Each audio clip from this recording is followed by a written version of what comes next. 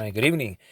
It is Friday, October 23rd, and I'm going to be doing an update based upon the past, 2-3 days up to right now. Also, news right now, there is a massive violent revolt going on in Italy over the new lockdown. They had almost 20,000 new cases, and they're just a complete disaster. Spain is about to lock down again. There's a lot going on, so hopefully we can get to the end of the basement this time, so we can discuss all the latest news. So we're going to begin with Kenya, where Kenya's health minister warns of a second wave as cases rise. Across Kenya, people in bars are hoisting drinks in proximity and taking to the dance floors of reopened nightclubs. Churches and mosques have started hosting congregations. Schools have partially reopened, and the notorious traffic in cities like Nairobi has partly resumed. Excuse me. After almost 5 months of a strict lockdown and dusk to dawn curfew, the authorities in Kenya last month eased the restrictions meant to curb the spread of the pandemic. But on Sunday, Health Minister Mutahi Kagwe said the relaxation of the rules could lead to a second wave of SARS-2. He said the percentage of positive test results had increased this month after restrictions were lifted and admissions to intensive care units had increased in recent days. Large number of cases were also reported in prisons. Now the thing about more positive results, it's not always because it's more testing. It's just getting that bad. That's really what's going on a lot of the time.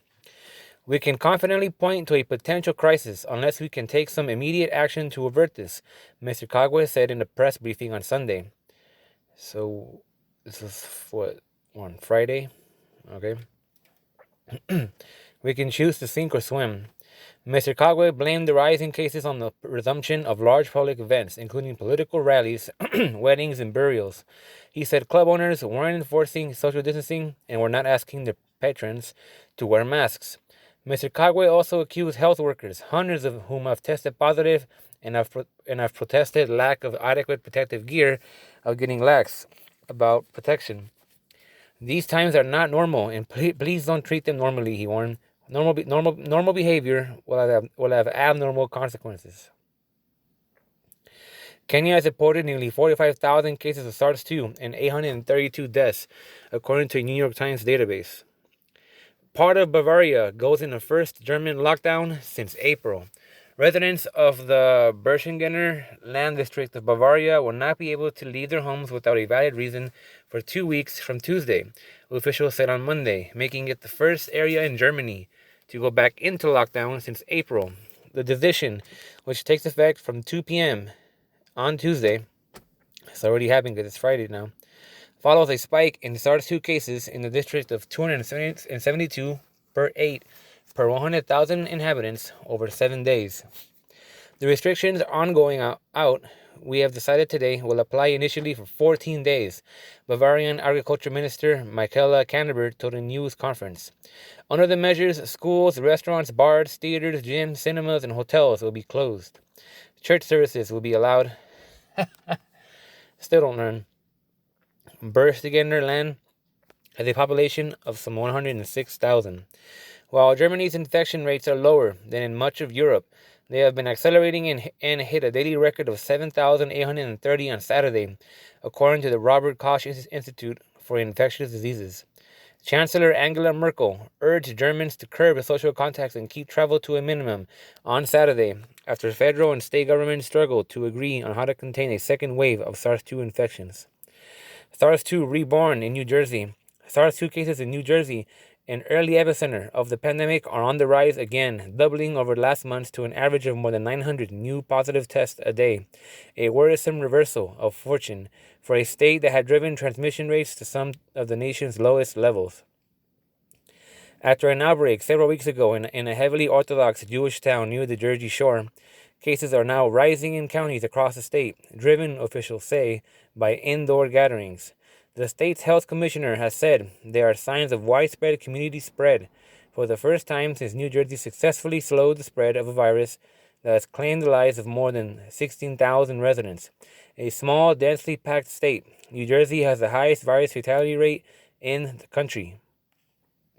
Government Philip D. Murphy said Monday that residents should refrain from all but necessary out-of-state travel. The numbers are up, Mr. Murphy said. They're up and down the state.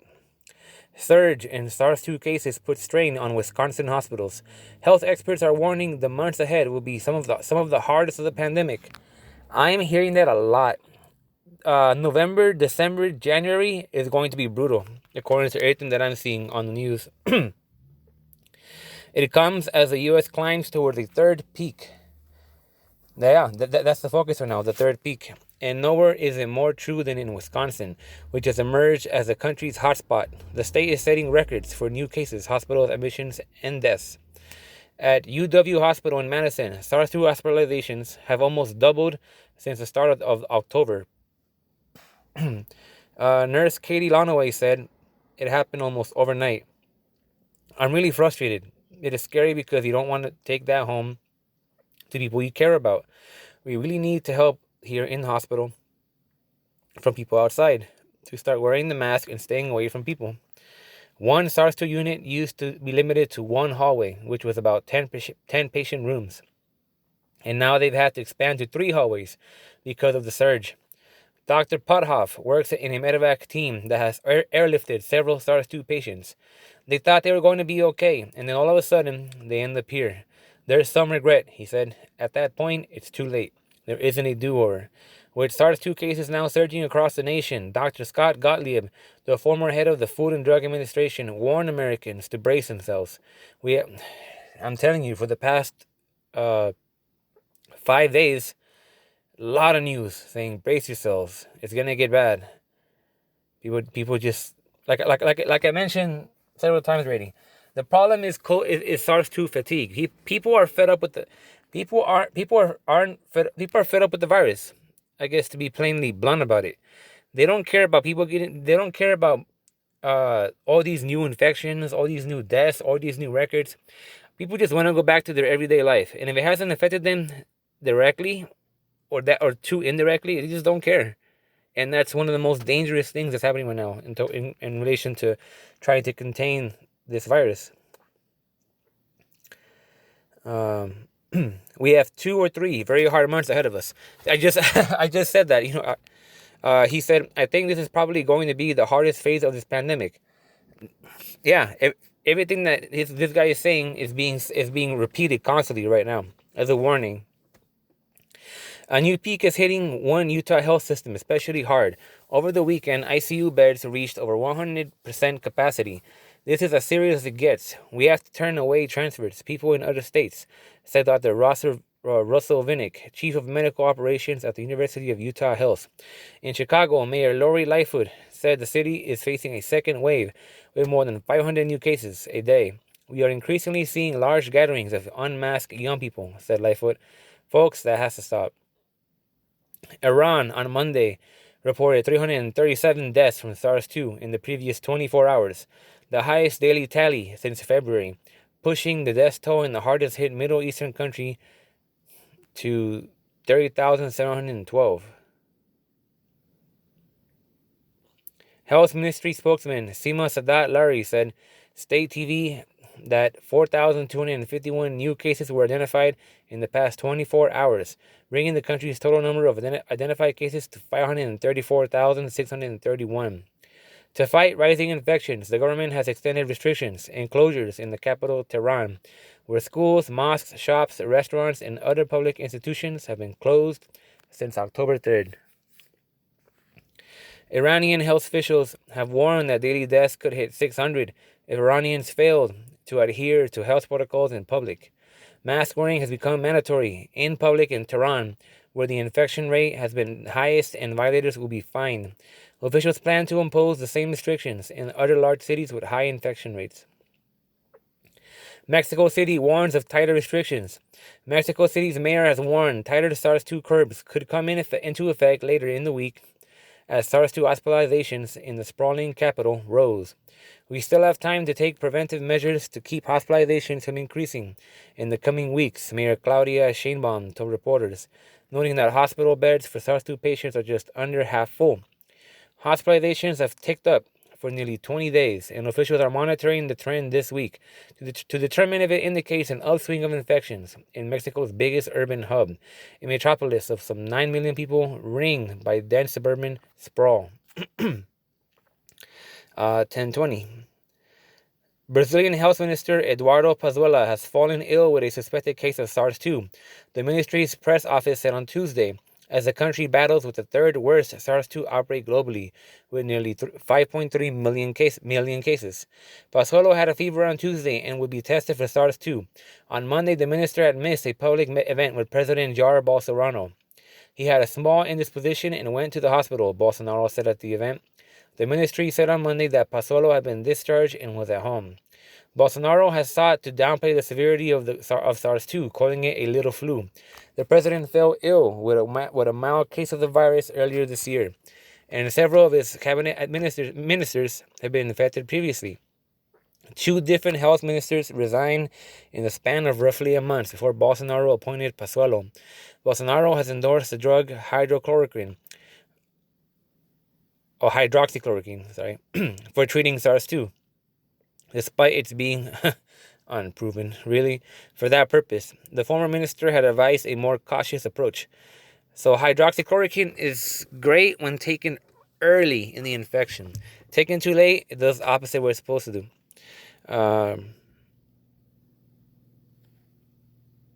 So Pazuello, who does not hold a medical degree, funny they mentioned that, expanded access to hydroxychloroquine and allowed for public doctors to prescribe it for almost anyone who tests positive for SARS-2. It doesn't matter if he has a medical degree or not. The fact that they're still questioning hydroxychloroquine is just pathetic. When Venezuela plans to vaccinate citizens with Russian and Chinese SARS-2 vaccines, which could arrive in the South American nation in December or January, President Nicolas Maduro said on Tuesday. Reuters reports. I don't know how to say it.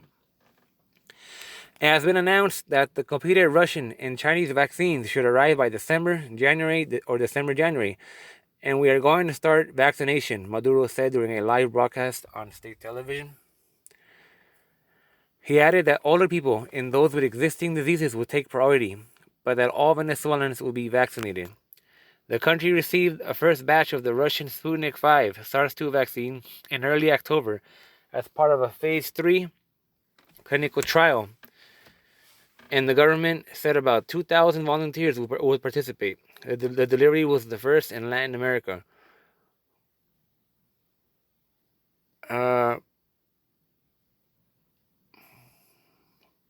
Maduro in September proposed administering the Russian SARS-2 vaccine to nearly 15,000 candidates in upcoming legislative elections so that they could campaign safely.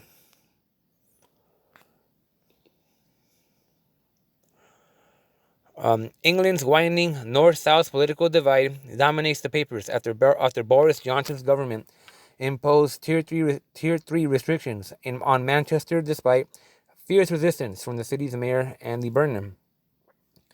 Burnham accused the Prime Minister of playing a game of poker with people's lives after the imposition of the highest level of restrictions on the city and surrounding area.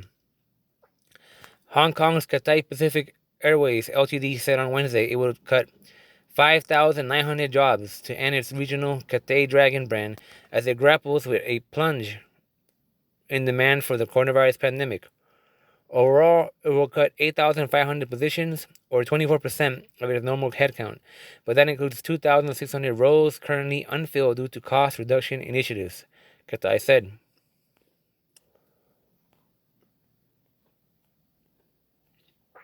Billionaire bunkers in danger.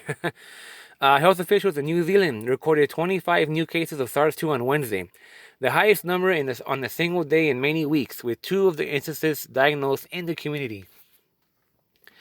The others were diagnosed in managed isolation facilities, where all travelers entering New Zealand must spend a fortnight. 18 of those were recorded from Russian and Ukraine fishing crews who have been flown to New Zealand to work on fishing boats and are staying in a quarantine hotel. Only New Zealanders and their families are permitted to enter the country unless they are essential workers who obtain visa exceptions. The infected arrivals from Moscow were among 235 fishing crews who arrived from Russia via Singapore on a charter flight, remaining on the plane during the Singapore stop. The workers were all tested for SARS-2 before they left Russia, said Ashley Bloomfield, New Zealand's Director General of Health. And 2 people were barred from boarding the plane due to positive tests. At least one person must have boarded that plane who was infectious, Bloomfield told reporters in Wellington. The fact that we found these infections is absolutely the system working. The 2 community cases were contacts of a ports worker whose case was reported on Sunday. That case was the first instance of community transmission in New Zealand since 25th September. There are currently 56 active cases of SARS-2 in New Zealand, 53 of them in managed isolation facilities.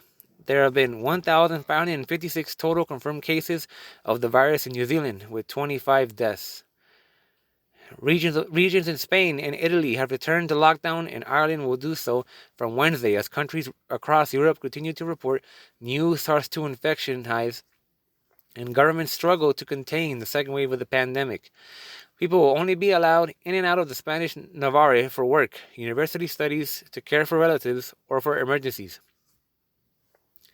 The regional government said restaurants, cafes, and bars will be closed, while shops may open at 40% capacity but close by 9 p.m. Reminder, Ireland is set to become the first European country, or EU country, to return to lockdown. The size, I don't know, but Michael Martin confirmed late on Monday, issuing a nationwide stay-at-home order, but insisting schools will stay open. Well, that's counterproductive.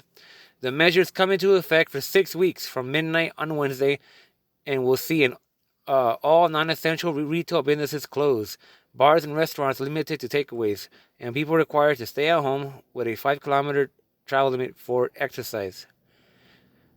In Italy, the southern region of Campania said it would ask central government to give permission for a nighttime curfew from this weekend, after the northern region of Lombardy got the green light for a similar 11 p.m. to 9 a.m. lockdown from Thursday. Hungary is also holding back on new measures despite growing criticism of the response of Viktor Orban's government. During the first wave, Hungary recorded relatively low numbers of infections and deaths. This month, however, more Hungarians have died of SARS-2 than in the previous 4 months put together, according to the ECDC. The country currently has the 3rd highest rolling 7-day death rate per million on the block, behind the Czech Republic and Romania. Russia recorded a record high of 16,300 new cases on Tuesday, including 5,000 in the capital of Moscow, while, reminder that Germany is putting the Bavarian municipality of Berchtesgadener land under lockdown from 2 p.m. on Tuesday. Schools, nurseries, and restaurants closed, and residents are confined to their homes unless they have a legitimate reason to go out. The local lockdown, the first of its kind in Bavaria since April, came as the municipality reported the highest 7-day incidence of SARS-2 in the country, with 272.8 new infections per 100,000 residents. The federal government has insisted it will try to avoid a second nationwide lockdown at all costs, but some officials have in recent days proposed cordoning off regions to contain the spread of the virus. Lothar Weiler, the head of the German Disease Control Agency, said last week that while cordoning off entire districts has seemed unimaginable to him 9 months ago, he could now see some states taking such a step. More than 100 people are believed to have been infected by SARS-2 at a wedding early this month in the northern Mexico border city of Mexicali, authorities said, AP reports. I think that's related to Imperial County, so I'm not surprised something like that happened in that area. About 300 people attended the 0 October nuptials of a soap opera actor and the daughter of a businessman, Alonso Oscar Perez Rico, the health secretary of Baja California State, said Monday. Yeah, that's right, Baja California. Perez Rico told local media that there were apparently no masks or temperature checks at the event, and that the organizers also did not have permission to hold an event of that size during the pandemic. He said authorities are investigating whether anyone attended the wedding knowing they had SARS2 or were infected by the virus. In some states in Mexico, knowingly infecting someone with a disease is a crime.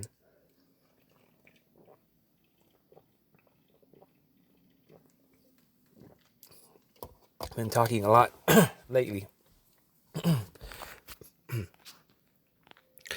CDC finds 300,000 excess deaths in the U.S. Here is a closer look at that report from the U.S. Centers of Disease Control and Prevention, which shows that has seen 300,000 more deaths than it usually would. The CDC has been tracking how many deaths have been reported and comparing them with counts seen in other years. Usually between the beginning of February and the end of September, about 1.9 million deaths were reported this year. This year, it's closer to 2.2 million, a 14.5 increase, AP reports. The CDC says around 200,000 of the deaths are likely attributed to SARS-2, but that it's likely SARS-2 was a factor in many other deaths too. For example, someone with heart attack symptoms may have hesitated to go to the hospital that was busy with SARS-2 patients.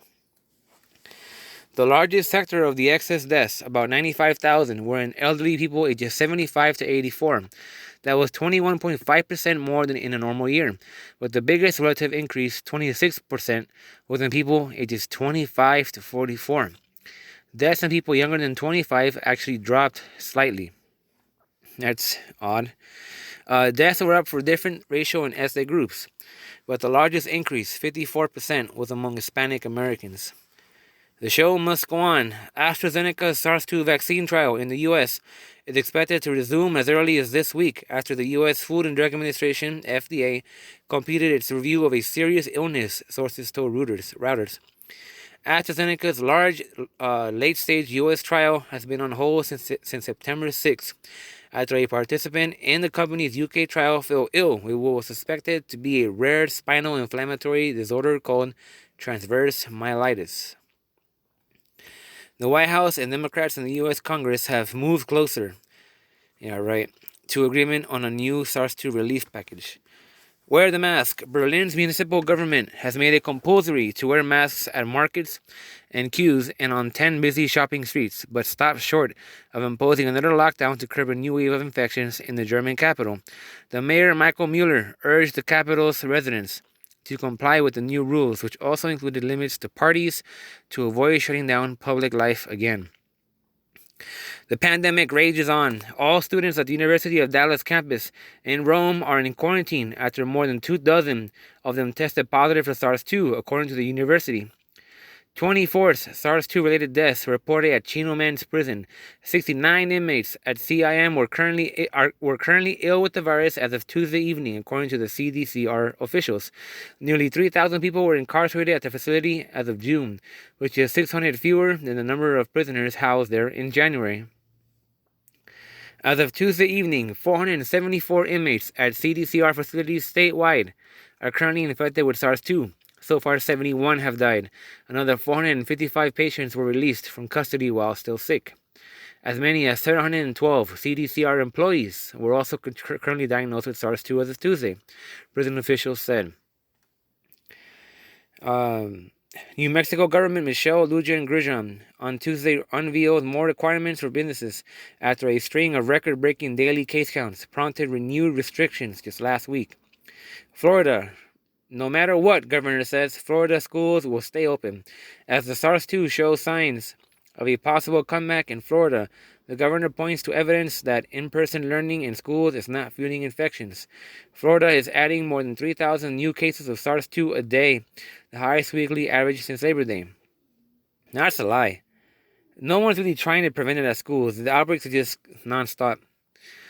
Washington State Government Jay Inslee is requiring colleges and universities to provide quarantine facilities for all students if they are exposed to SARS-2. The governor on Tuesday issued more restrictions for higher education campuses as the University of Washington struggles to contain an outbreak in its fraternities and sororities. There has also been outbreaks in Whitman County, home of Washington State University.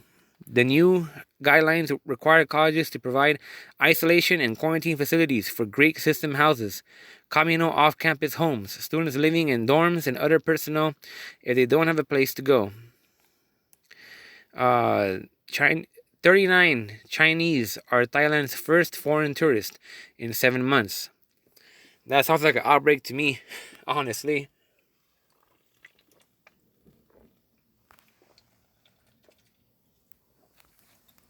So now we're at 10:23. I believe that is today. Yeah. The Johnson & Johnson SARS2 vaccine trial, paused because of a participant's unexplained illness, will resume soon, and a vaccine candidate from AstraZeneca and Oxford University has been cleared to restart trials in the U.S. The U.S. logged more than 73,000 new SARS2 infections Thursday, the highest daily count since late July. The rising numbers puts the nation on the precipice of what could be its worst stretch to date in the pandemic, with hospitals strained and death counts beginning to rise. SARS-2 hospitalizations increased in 38 states over the past week and are rising so quickly that many facilities in the West and Midwest are already overwhelmed. The number of deaths nationally has crested above 1,000 in recent days. Italy confirmed 19,000 more cases on Friday, or today, its highest daily tally since the pandemic began. There are now more than 1,000 SARS-2 patients in intensive care and more than 10,000 in hospitals. Another 91 people died in the past 24 hours. The epidemic is rapidly getting worse, according to the latest weekly bulletin from Italy's Ministry of Health and Higher Health Institute. The governor of Italy's third most populous region said Friday, or today, that he is enacting a strict lockdown, reimposing the rules of March and April that brought life to a standstill, saying it in a brutally clear way, I don't want to see military trucks here carrying hundreds of coffins of dead people, De Luca said. And literally hours ago, the people of Italy took to the streets, started burning things, attacking cops, resisting these lockdowns, because they think that the lockdowns are going to be destroying their lives, when the actual destroyer is the virus. But it's secondhand embarrassment. Italy should have known better. Most health board members in an Idaho county voted to repeal a mask mandate this week, even after doctors from a hospital explained that facilities were being overwhelmed by SARS-2 patients. I personally do not care whether anybody wears a mask or not. If they want to be dumb enough to walk around and expose themselves and others, that's fine with me, said board member Walt Kirby, according to the report. Nobody's wearing the mask anyways. I'm sitting back and watching them catch it and die. Hopefully, I'll live through it. The Trump administration has been pressuring health experts at the CDC to endorse the use of border hotels to hold migrant children before deporting them, according to federal health officials. Spanish Prime Minister Pedro Sanchez said Friday that the total number of SARS-2 cases in the country was over 3 million, around 3 times the number reported by the Spanish Health Ministry. Spain, which has a population of 47 million, became the first country in Western Europe to reach 1 million recorded cases earlier this week. Sanchez, speaking during a televised address on Friday, cited data from antibody tests as evidence of a far larger toll and suggested that in Spain's first wave, limited testing had missed many cases. The current spread of the virus was not comparable to the wave of infections in March, but the next few months will be very hard for Spain, Sanchez said on Friday. The remarks from the Spanish premier came as the country was hit by a new surge of cases, with a record 20,900 new cases announced on Thursday. At 12, she's a child SARS-2 long hauler. It felt like an elephant was sitting on my chest, 12-year-old Maggie said. It was hard to take a deep breath. I was nauseous all the time. I didn't want to eat. I was very lightheaded when I stood up or even just laying down. She also experienced joint pain and severe fatigue. Although most young people recover quickly, doctors are seeing more and more children and teens with lingering fatigue and other chronic problems. Although doctors recognize that a small number of children have suffered a rare inflammatory syndrome shortly after infection, there is little reliable information about how many who get SARS-2 have prolonged complaints like Maggie Flannery. That could change as the proportion of children who are infected rises. Much remains unknown about SARS2 infection and its medical consequences, including among children, and that continued vigilance is warranted. To manage her condition, Maggie, who is 12, must limit her activities. Although she has been able to attend socially distanced in-person classes at her small private school in the Upper West Side, she no longer walks the 15 blocks there and back. She has trouble concentrating, so homework takes a lot longer.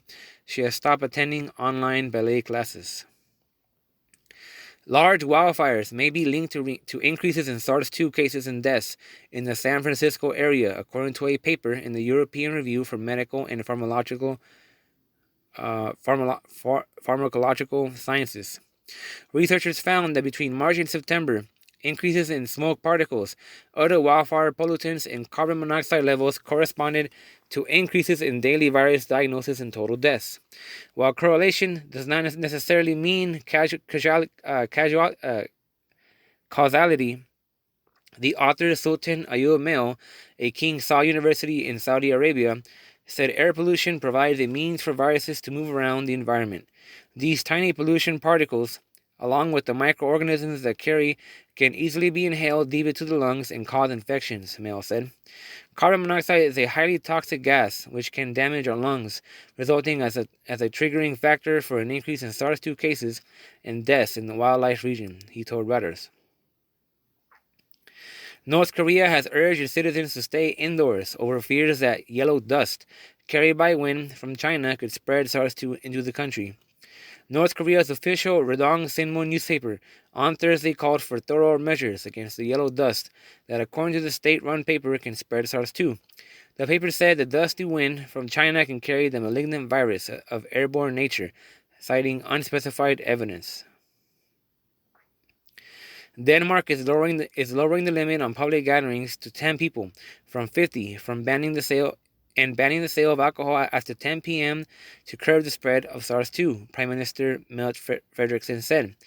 France's second wave of SARS-2 could be worse than the first, the boss of Paris Public Hospital Group, APHB, said on Friday, as the country registered a record number of daily cases.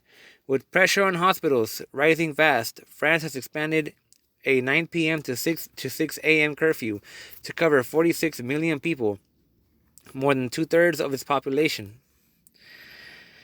More than 500,000 people in the U.S. could die from SARS-2 by the end of February next year, but about 130,000 of those lives could be saved if everybody were to wear masks, according to estimates from a modeling study. In Portugal, face masks will have to be worn in crowded outdoor areas. The country's parliament decided on Friday to contain the surge in SARS-2 cases. The measure will be in place for at least 70 days and covers all residents aged 10 and over. 10 and over. I want to know why they decided to do 10 and over. Who must wear masks outside when they cannot keep a physical distance from people. SARS-2 cases are skyrocketing. Actually, that one... Oh, well, that's the last one. This is actually CG report number 99. It's what did I call it? It's America is being threatened again by SARS-2. There is no end in sight. SARS-2 cases are skyrocketing in the U.S. for the third time as winter approaches. The U.S. reported more than 60,000 daily cases, on average, this week, a roughly 40% increase since the start of October. Deaths haven't risen as dramatically yet, but experts predict the third surge could be the deadliest. The U.S. leads the world in its weekly average of new cases and deaths. The U.S. is also seeing an uptick in daily hospitalizations, which have risen 33% since the start of October. Average daily deaths have risen by 12% during that time. Both hospitalizations and deaths are lagging indicators. Hospitalizations usually reflect cases that were diagnosed a week ago, while deaths reflect cases that were diagnosed 2 to 3 weeks ago. That's very important because the information that we're getting from official data is backlogged and outdated. Whatever's happening right now is worse than whatever they say. I mean, it's worse than what's being reported right now because it lags so far behind. The U.S. leads the world in its weekly average of new deaths. India has outranked the country in that metric until Friday. The U.S. is now seeing more than 760 deaths per day, on average, compared to roughly a fifth of that in France and the UK. At the height of the pandemic in April, the U.S. saw more than 2,000 deaths per day. If the IHME model proves accurate, the U.S. could reach the total peak level again before the end of 2020. We are heading into a very substantial fall-winter surge. The worst of this peak is yet to come, he added.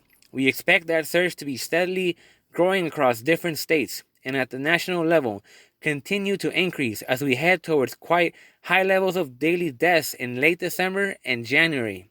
And that's where we're heading right now. We are at the crossroads in the eye of the hurricane, and November, December, and January are going to be quite the months. And me and you, we are sitting in the theater watching this spectacle take place. And so buckle up, because it's going to get worse. As the world goes towards a second global lockdown, the people that don't know any better are revolting against this lockdown. And it's getting ugly. It's getting ugly. We're seeing food shortages. People are running out of money. A lot of people are going homeless. And it's just catastrophic. And just people they're so fed up with the virus. People want to go back to daily life so bad. They're ignoring this. And now they're paying for it. So thank you for watching. This is the latest. And the weekends have been terrible lately. So I'll probably be able to possibly maybe make another video on Sunday. Maybe tomorrow night. We'll see. But thank you for listening. Remember to share the video. Like it. Subscribe.